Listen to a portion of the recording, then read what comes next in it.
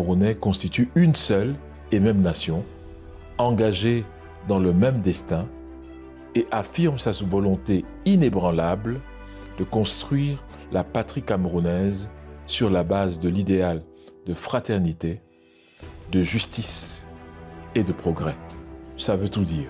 Et on se demande donc si beaucoup d'entre nous ont réellement lu ces pages qui sont introductives à notre Constitution.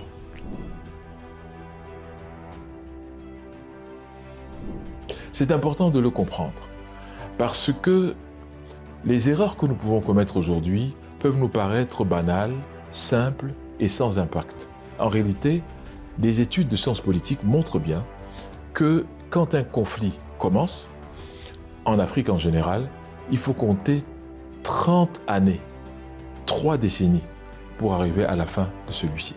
C'est-à-dire, si ça commençait aujourd'hui, ce que personne ne souhaite naturellement, on en finirait avec celui-là en 2055. C'est trop et c'est inacceptable.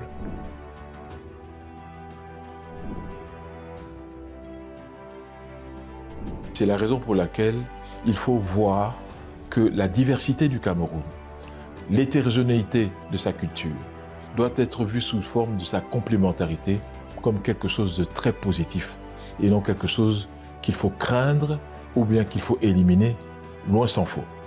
La plupart des pays qui comptent aujourd'hui dans le monde sont multiculturels, plurilingues et multicivilisationnels.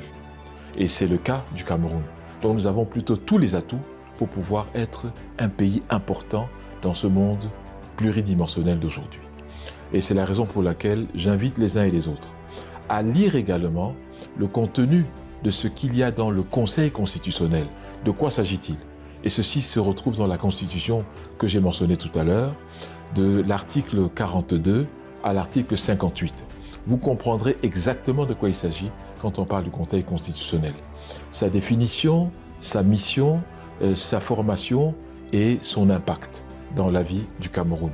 Et je souhaite vraiment que nous comprenions que l'une des choses qui nous cause problème, c'est le manque de connaissances dans des domaines essentiels pour que nous puissions maîtriser notre destinée.